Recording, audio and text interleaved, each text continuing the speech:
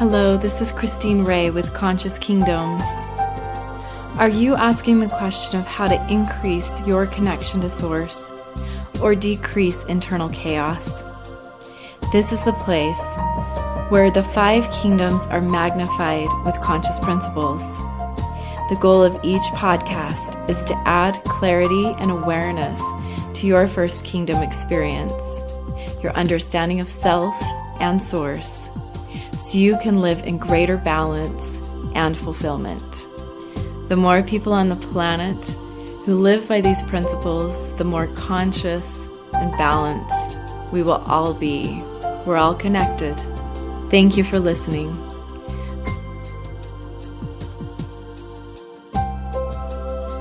Hello, this is Cristine Ray, and I'm excited to share my 2019 transformation, a kingdom of butterflies. I love the metaphor of the butterfly. I'll be sharing that and the power of being fully in our Kyngdom One. That's what this podcast is about today. Let me go back to about December 2018, early 2019. I had made a commitment to begin and maintain a weekly group meditation. So I had a platform where I was able to draw people there who were quite conscious and had that background in group meditation. And I used really kind of my own modality with that. It has evolved into something that I've used for my doctoral research with Quantum University.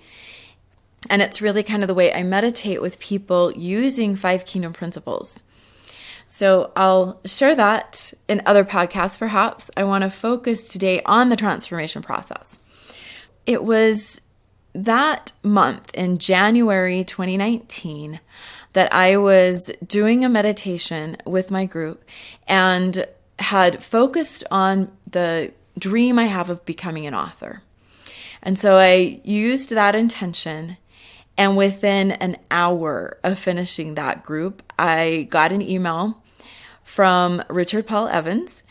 It invited people to join in the premier author training that was going on like 10 days from that date. So within a 10-day period, I not only found out about the retreat, I got registered for it, there was still room, and I attended what was to become something that was life-changing for me and year-changing for me.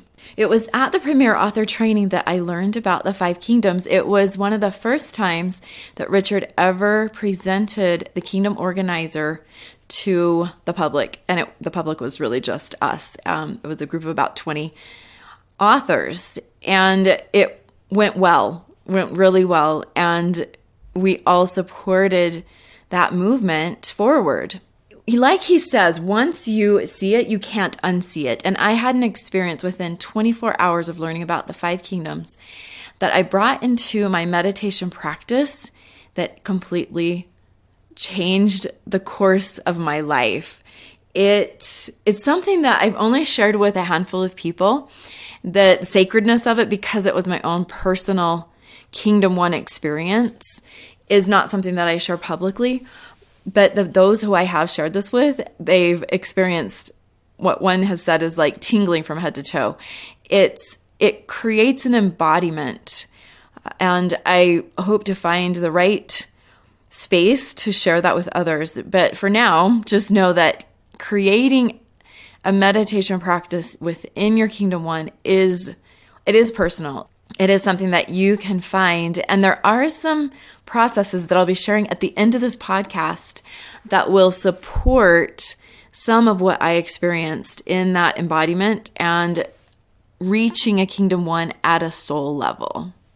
So stay tuned as I continue.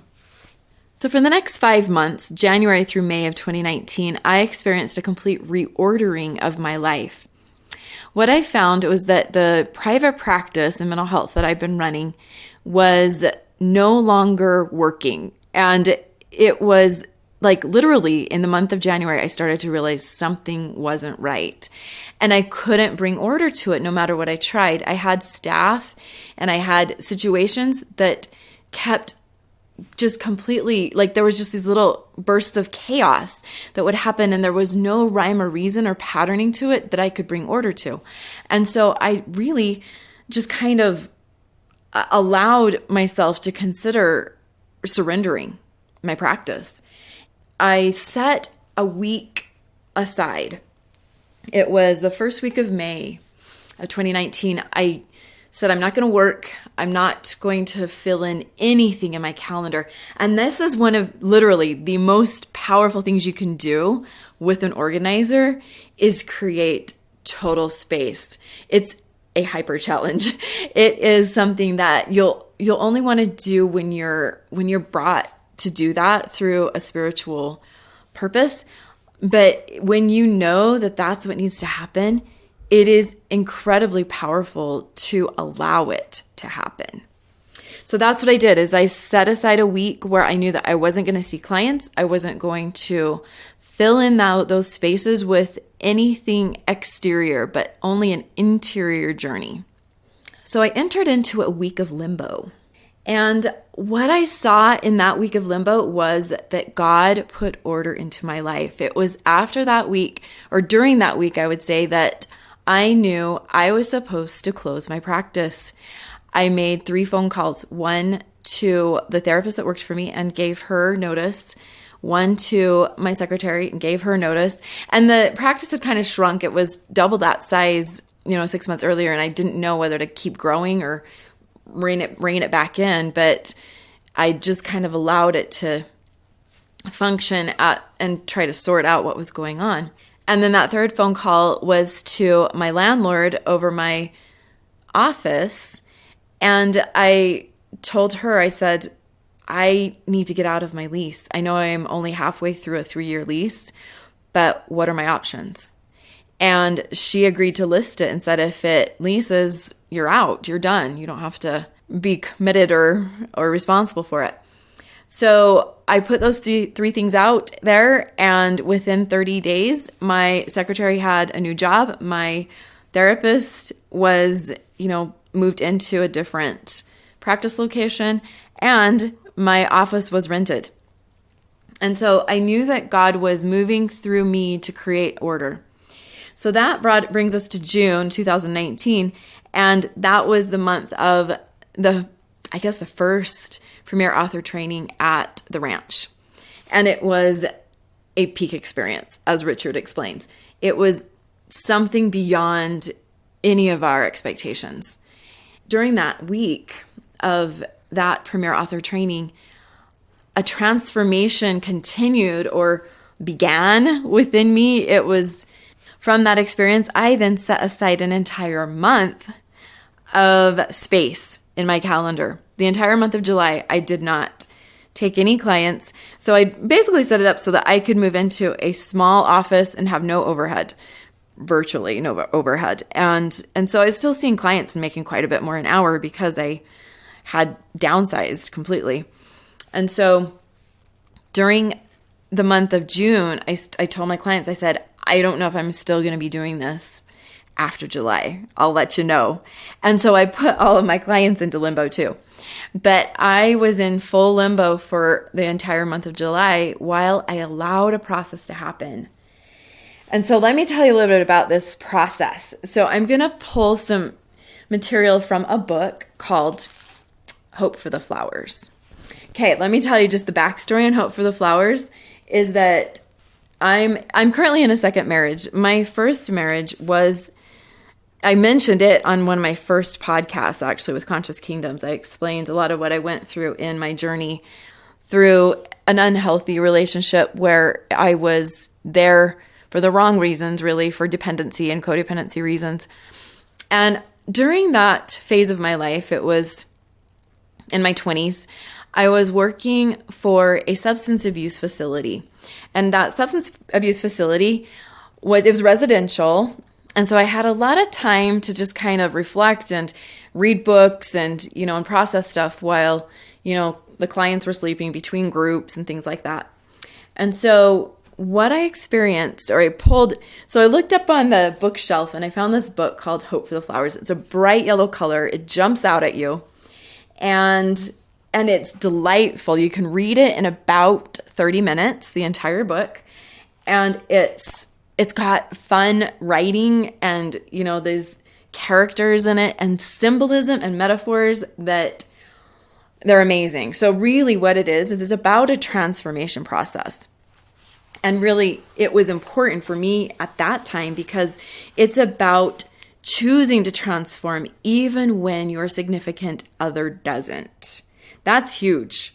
And so for where I was, that planted a seed that eventually led me to move on my own chosen path despite my husband still being an alcoholic, an addict, and not allow him to hold me back. And it's a process, and it shows in Hope for the Flowers that it is a process. It's by Trina Palouse. She's still living, but the story of this woman is she was basically a humanitarian from the 70s who wrote this book to get her message across, to just kind of say, there's more to life than just that rat race or the gerbil hamster wheel. And she depicts that actually as a pillar of caterpillars. So a caterpillar pillar. And so she shows it as like all these caterpillars trying to get to the top, trying to make it, but actually not even knowing where it is they're going or what it is they're going to achieve. They're just doing what they're doing because everybody else is doing it, and they want to achieve and get further ahead than the other caterpillar. So there is a story of, basically there's two characters in the book. There's Stripe, who is a caterpillar that is striped, and there's Yellow, and she's like the female. The Stripe is male, and Yellow is a female caterpillar. And the two of them meet each other on the pile and start questioning what it is they're going towards and if it really is worth. They start to empathize and see that when they step on another caterpillar, it causes pain, and that there's something that doesn't feel good about this process. So Yellow is the first one to actually leave the pillar. And now I'll read from the book. And this is just kind of in the middle. So definitely check out the book because it's so symbolic. I read it to my daughter. She got it. Okay. Yellow crawled daily to the pile. So she's off the pile, but she's missing Stripe.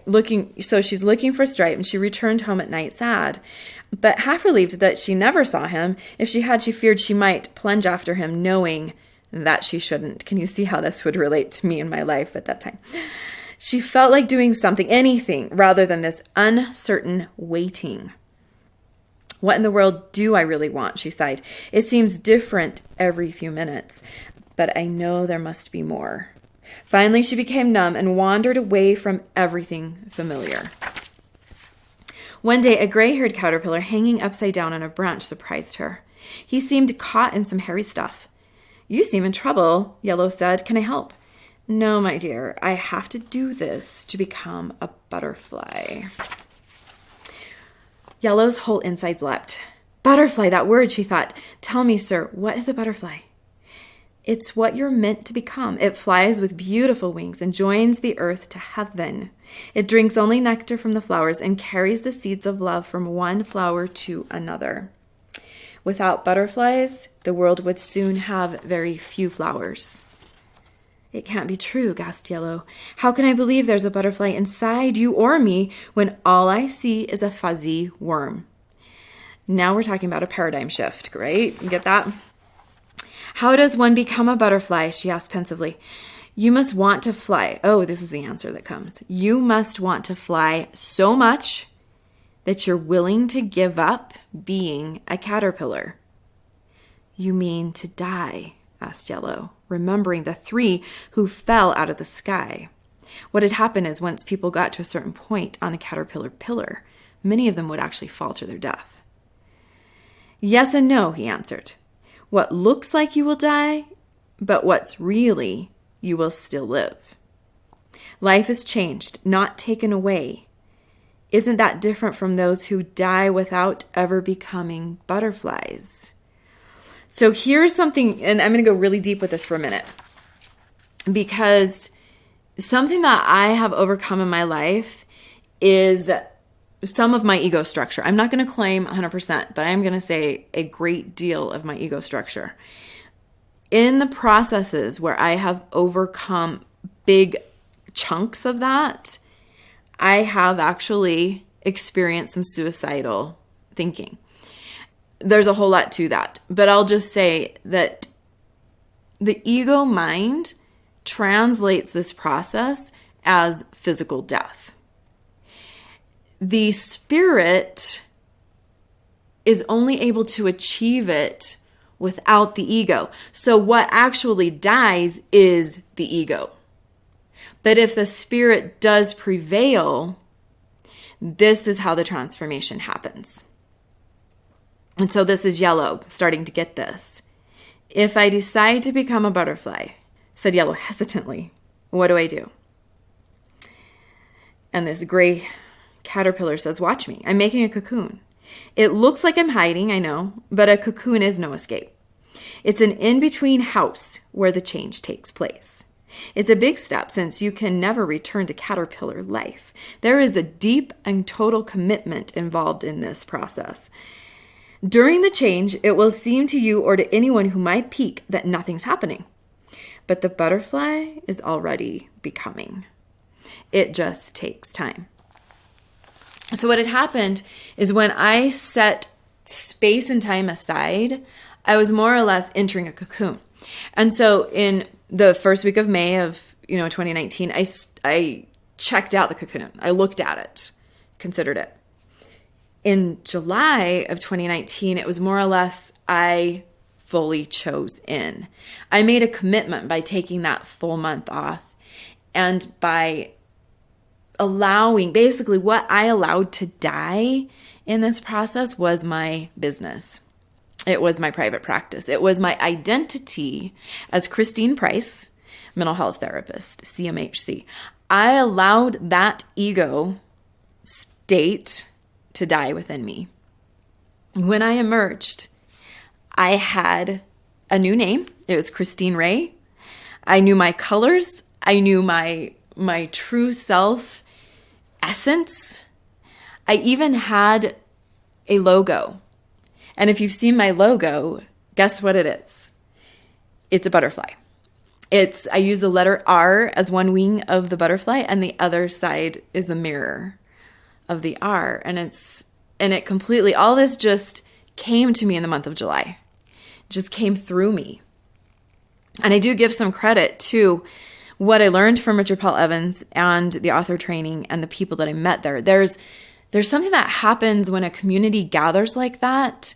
It's organic, it's powerful, it's beyond words. It's got a potential within it. And part of also what was going on during that Premier Author Training Week is that I was doing group meditation processes and bringing my consciousness into that space and sharing that with others. Now let's just move into August of 2019. So I had experienced that process, and I had 2 events that I went to that were lined up even before June or in June. And so there was some other things going on at the same time that at some point I will share, but there was some powerful trainings I went to in August. One was in Arizona and one was in North Carolina. And it was when I was sitting in the hotel room of North Carolina waiting to get my car the next day and drive that I decided I'm going to create a conscious authors retreat. I'm going to bring this group of people back together and see what happens next, because it was so huge that it's like we get to do this again. And so I booked a conscious authors retreat. I set that up for, I believe it was the end of September in 2019. So in that September retreat that I created, a conscious authors retreat, it became a springboard for my entire Kyngdom Organizer team. I had some incredible people at that retreat, and that was the month, if you remember, September 2019 was the first initial pre-launch of the Kyngdom Organizer, and I felt the energy of it. I knew at that point in time I wanted to create something with it. And so one of those team members, her name is Cherie Burton. And she's an amazing woman who has a background in, she's a powerhouse as far as a businesswoman, but she's also kept her femininity, and she shares that in her podcast, Women Seeking Wholeness, and through her Stand, Speak, Shine school. So Cherie was actually a former Mrs. Utah. And as former Mrs. Utah, she began to train women to embody the qualities of a queen. Like, she was crowned, and she embodied that in a royal and official way. And she began to teach other women how to stand in that kind of presence, to speak and vocalize their message and reach people in the world in a powerful way, and shine energetically, to raise their frequency, really, to have an influence, to be an influencer. I'm going to share, just basically, it's kind of like an interview, but it's really just kind of a volley of her principles and how they relate back to Kyngdom Organizer principles and 5 Kingdoms principles. So it's all about utilizing the tools of the earth unabashedly, right? Mary Magdalene actually did this. She was the one that brought the alabaster box of ointments to Christ and anointed his head and his feet and washed his feet with all of these precious ointments, including spikenard and all of these precious things that they used during the time. She was an alchemist. So when you talk about alchemy, that's the 4th principle of feminine creation, 4th feminine principle. And then the next one is containment. I talked about this a little bit before, but containment is all about boundaries. It's all about, if you think about a queen on her throne, so I call it enthronement. It's about her courtyard, what she allows in and what she doesn't. And also this thing called inner poise. So I taught a lot about poise in pageantry. The inner poise is different. It's an act of alignment. It's about staying centered in the face of chaos, which leads us to the next feminine principle, which is depth. Okay, this is about halfway through our program, and this is where I talk about the dark night of the soul, rites of passage, initiations, the descent, basically. And so this is all around darkness. There is this whole beauty about knowing that you're in the dark. You're under the earth like a seed, and you're in the soil, and you're in the depth, and you're germinating. There's so much power with that, and that is so feminine. And that's not like men can't go through this, because remember, men have feminine too. But women, and even how a baby grows in the depths of the womb in darkness, and how there's that richness to depth that you experience in those seasons of your life. I've recently been going through those myself, and this is when transitions happen. It could be a transition through a relationship or marriage. It could be a death. It could be a religious transition. I know a lot of you who are attracted to this Stand, Speak, Shine school are in those transitions. And those can be it's in the not knowing. It's in the dark. This is so resonant for me, because that's exactly what a cocoon is. It's that dark limbo where we go in our depth of our process of transformation and cannot see our way out. And then the next feminine principle is sovereignty. Okay, so if you listen to my podcast, I literally say this word every episode. Most people are not ready to receive this early in the program. Okay, some of you are already there. Great. Okay, great. Because I need to teach you how to tune into your soul voice before I can teach you really about what sovereignty is. It is not blasphemous to God or goddess, creator, creatress. All it is again, you have that divine access point within you. The queendom of heaven, the kingdom of heaven is within. So I teach you all about presencing that. Which is totally the centering that we experience when we get into Kyngdom One fully and create the boundaries around it, which I love how you explain that. Accessing your own inner authority, which is massive. And then also dominion. So it's just being the master and commander of your life domains. giving yourself permission to have your own authority and know how to receive that for yourself. And that means accessing your own truth, not the exterior truths, not what you've been programmed with, not what you've come to accept because it's what everyone else is doing or everyone else is thinking. It's stepping out because we've just gone through depth. Now we're ready for this. Now we're ready for us to listen to our own soul voice and claim that inner authority. So sovereignty. And then the 10th one, the feminine principle, is expression. This is where we move into sourcing deep creativity and, voicing. Creativity is the next one. Expression is all about voicing. So speaking your truth, learning how to have a powerful throat center. Your throat is the highway of emotion between your heart and mind. Heart is always sending messages to the mind. There's more neural pathways that run from the heart to the head than the head to the heart. So the heart is always trying to speak something. The heart is always trying to communicate through the throat center. And when we don't express, we literally become depressed. We're depressing. We're pressing down inspiration. We're pressing down praise. We're pressing down validation. We're squelching our truth to be accepted by others. So this is really about magnification. It's about allowing that whole being, that mission, that purpose, that message that we have to be magnified. So voicing your truth, true, authentic communication, and then, of course, like expansion. So that looks like if I'm really going to express myself, I'm expanding, okay? I'm moving into more of that giving domain. I'm now into humanity. I'm here to show up to do what I was born to do. The last feminine practice or feminine principle is wisdom. This is where we put all of it together. This is where we are truly into our knowing. Like we're just claiming that. And this is like goddess body wisdom. This is true connection to source. And this is where you really step into feminine leadership. So leadership could look like a lot of different things. Well, it's totally what we're looking for when we develop the tribe of queens is we want that essence to be what is embodied in that queen space. And it is the divine feminine. It is an empowered woman with a feminine energy.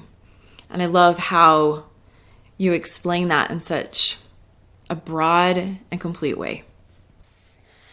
So Cherie did a retreat at the end of October in 2019.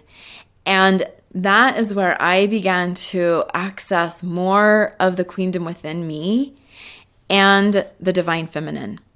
So I told her, like, I left that retreat and I purchased $100 worth of books. But the book that I read first and that I was drawn to first is called The Interior Castle. The Interior Castle was written, actually, it was translated by Mirabai Starr, but originally it was written by Saint Teresa of Avila. And that was a long time ago. So it was clear back in like the 15th century that this actually was written. And this woman, Saint Teresa, was, she was actually kind of a wild card. She was definitely, for her era, more like our modern day kind of woman. She was not your typical woman that would fit in their box, the box that was given to her to fit into. And so she knew she could get in trouble with that. And she actually shares that she saw that she could be completely shamed by, her like expression of herself. It sounds like was kind of like she didn't have a lot of boundaries, or she allowed her boundaries to be more fluid. And she knew that she could probably get in trouble if she were to be engaged to a man or just out there speaking her own truth. And so she chose to become a nun. And it was in choosing to become a nun, it's like the boundaries were created for her. And I think it's interesting. It's kind of like the ADHD woman, right? And, I can relate to this one, the cyclothymic or hypomanic woman that has so much that they want to like get out there and connect to others and stuff. And sometimes the boundaries aren't really solid. And so anyway, so I think that's one of the things that I admire about her from the beginning. And that's one of the things that I had to choose into myself, is to have structure, to really create some solid boundaries. And for me, that was 12-step programs in the beginning. For St. Teresa, it was basically the nunnery. And so the thing is that she had this vibrant soul. And then she had to figure out what to do with that as a nun. It's just one of those things that's so paradoxical. And so St. Teresa of Avila wrote this book, and her soul is still guiding us today. It was that powerful. So here's what I'm going to share. And I read this book from cover to cover with consistency. And that is not my nature, especially as someone who's kind of flighty. I am butterfly-like, believe me. Let me start with the power of this. In the very first introduction, it invites people very powerfully to enter the center of your soul. And then it continues with the very first dwelling. So here's the nature of this, is that the castle is a spiral-like structure, okay? And she says, it came to me that the soul is like a castle made exclusively of diamond or some other very clear crystal. In this castle are a multitude of dwellings, just as in heaven there are many mansions. The soul of a righteous person is none other than a garden in which the beloved takes great delight. But she explains that there's this process, like a spiral, of 7 dwellings. And so there's the outer dwelling, which is the first dwelling, and then it moves into the second and third. And she says at the center is the most important dwelling of them all, where the most secret things unfold between the soul and her beloved, with a capital B. And so now you get why this is so precious. So she explains this process, and the chapters of this book are identified as each of those 7 dwellings. The entry point, the entry door to the castle at all, is prayer and meditation. So back to our little friend Yellow. Remember, she asked, how could I possibly believe there's a butterfly inside of me? And it was prayer and meditation that is that entry point to finding that. And now you look back at my process, creating all that space allowed for meditation to happen on a regular basis for me. And I'd learned meditation. I'd been using meditation, but it was like my whole life became a meditative practice. Let me fast forward to actually the 5th dwelling. And this is where it just comes together. I love this. All right. So I'm going to jump into the 5th dwelling. This is where she starts talking about the silkworm is like the soul. She comes alive with the heat of the Holy Spirit and begins to accept the help God is offering. She starts to make use of the remedies available in spiritual community, things like ritual, sacred literature, inspiring talks. These are the medicines that can cure a soul that has been deadened by carelessness and unconsciousness, a soul struggling against the constant opportunity for error or chaos. You could add that in there. So our life is hidden in God. And that's what's so interesting. She says that our life is hidden in God. And so to get on with it, to get on the process and do the work, it means spinning the cocoon. And she even says that. Relinquishing our self-centeredness and personal willfulness and giving up our attachment to worldly things. So all of those things are the processes of moving into the 5th dwelling. And so she explains some of that. But by the time someone reaches the 5th dwelling, it's they're ready to give up those attachments and relinquish the self-centeredness, relinquish the ego. So let me start with the next paragraph. Everything I've been saying leads up to what becomes of the silkworm. The soul in this state of prayer dies to the world and emerges a little white butterfly. Oh, the greatness of God. How magnificent that the soul, having been hidden in the greatness of God and so closely joined with him, is so transformed. This union, I believe, is very short. I don't think it ever lasts longer than a half an hour. I'm telling you, the soul doesn't recognize herself anymore. Think of the difference between an unsightly worm and a white butterfly. That's how different the soul is after her transformation of union. So powerful. So fast forwarding, still within the fifth dwelling, I'm going to read a little bit more about how she continues to use the butterfly analogy. And the chapter before this is basically sharing the importance of love. If we succeed in loving each other, I tell you, we will attain union with him. If you're not loving your neighbor, you have not attained union. If you strive to do whatever you can about this love, he will give you more than you can even desire. Urge yourself to respond to the needs of your friends, even if this means forfeiting your own rights. Forget your own good for their sake.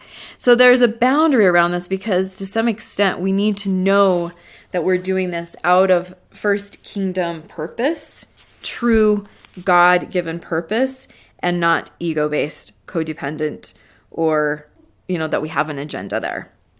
So anyway, so then she says in the next chapter, you must be getting curious about what this little butterfly is doing now, since I told you it's impossible for her to find rest in worldly pleasures or in spiritual consolations. She flies higher than all that. I cannot satisfy your curiosity about this until we get to the final dwelling. And so there you go. There's the cliffhanger. The process of that merging in that Kyngdom One is huge. And so the combination of what I learned from Cherie, what I learned from the interior castle, my own personal process of transformation has truly allowed me to embody the butterfly life. I can tell you, the night and day between January of 2019 and January of 2020, it's the knowing that I am the frequency that I've been striving to achieve. I am the sovereign soul that I was always meant to be. And I know who I am. And I know my purpose. It's all so very clear. And some of you who've seen how that's evolved with Kyngdom Organizer, this is the process that allowed that to happen. It was a true surrendering of everything else to claim what I'm truly here to do. And so I do that in all humility.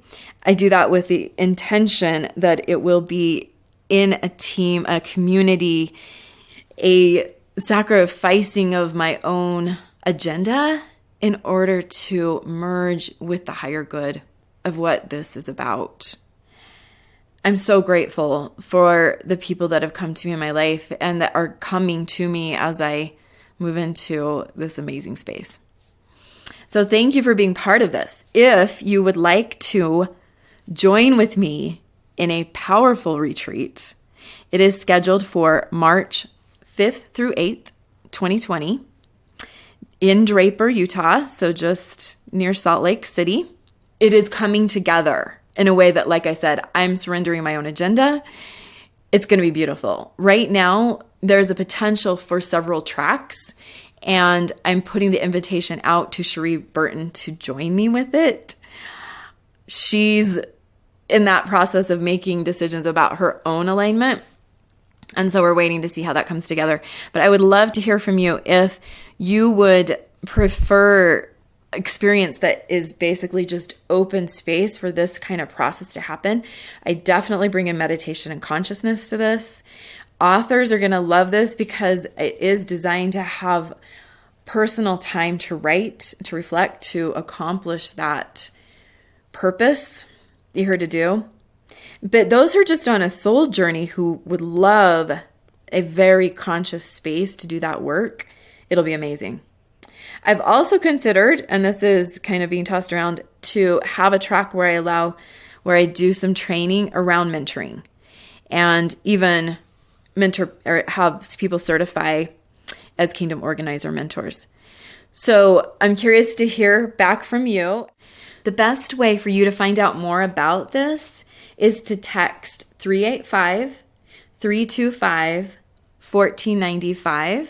Actually, leave your name, email address, and give me a little bit of feedback about what this retreat, what part of this would be most interesting to you, what you're most aligned with, whether it's more around your goals as an author.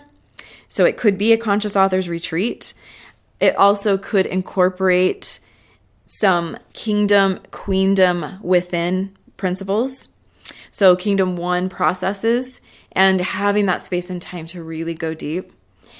And it could also bring in some mentoring components. And so I'm curious to see what people are more drawn to and if it's a combination.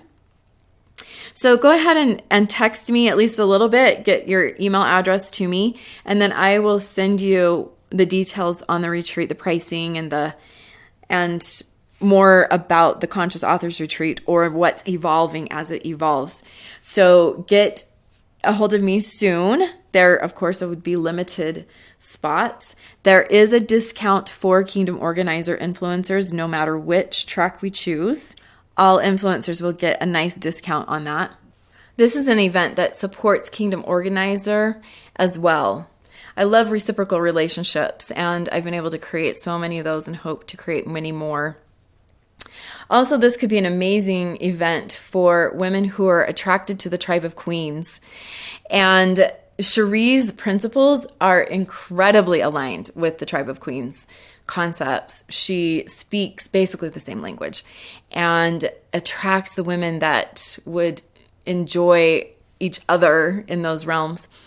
And so definitely like minds, like hearts, like souls. I'm definitely open to keeping men in the loop with this and have a track that works for both men and women. So definitely let me know more about your interests.